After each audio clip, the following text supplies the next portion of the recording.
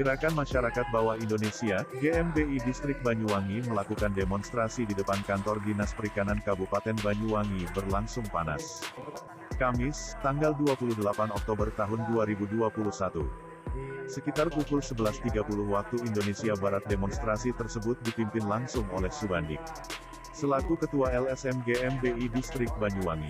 Dalam orasinya Bandi menyampaikan, bahwa anggaran yang begitu besar harus dapat dipertanggungjawabkan secara transparan. Sebelum lanjut, bagi yang belum subscribe silahkan klik tombol merah subscribe-nya. Dan yang sudah subscribe, kami ucapkan terima kasih. Jadi, kita akan menyuarakan aspirasi masyarakat berkaitan dengan kepala dinas yang kurang. Masyarakat harus tahu bahwa anggaran negara sangat besar dan banyak tidak transparan, dan Bupati Banyuwangi Ipuk Fiestiandani harus mencopot PLT Kadis Kelautan dan Perikanan Banyuwangi Drs. Arief Setiawan, MM yang juga merangkap jabatan menjadi Kepala Dinas Pertanian dan Pangan. Tuntutan keras di depan kantor Dinas Kelautan dan Perikanan yang berada di Jalan Kiai Haji Agus Salim nomor 132 itu disuarakan oleh kurang lebih 500 orang keluarga besar LSM GMBI.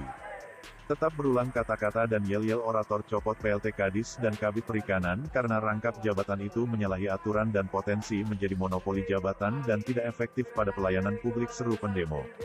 Sedangkan perwakilan demonstran menghendaki untuk audiensi langsung dengan PLT Kepala Dinas Perikanan dan jika tidak maka dipastikan akan tetap bertahan menduduki kantor pemerintah bahkan akan menambah kekuatan massa pendukungnya.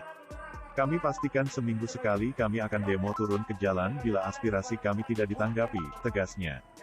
Namun saat media hendak masuk meliput audiensi tersebut, justru dihalangi dan dilarang masuk oleh petugas yang berjaga dengan dalih permintaan dari Dinas Perikanan yang meminta.